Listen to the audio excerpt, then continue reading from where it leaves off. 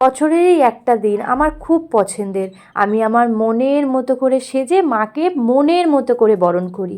জানি এই সময়টা খুব কষ্টের, বাবার বাড়ি থেকে চলে যাওয়া।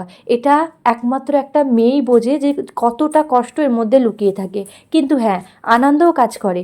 আবার কবে আমরা বাবার বাড়িতে আসবো এটা ভেবে। মাও কিন্তু আসে প্রত্যেক মাসে অন্য অন্য রূপে আমাদের মধ্যে। এই তো কিছুদিন পরে আবার কালী রূপে আমাদের মধ্যে আসবে, তাই না? তারপর তো আমাদের 12 মাসে 13 পার্বণ লেগেই রয়েছে বাঙালির।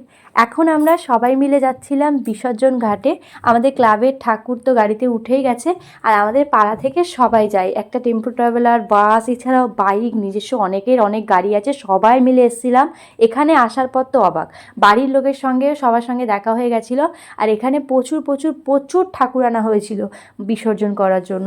এখানে অনেক সাংস্কৃতিক অনুষ্ঠান হচ্ছিল, আর তারপর এখানে তো মানুষের এত এত এত ভিড় ছিল, বাপ রে বাপ, দেখে তো পুরো অবাক।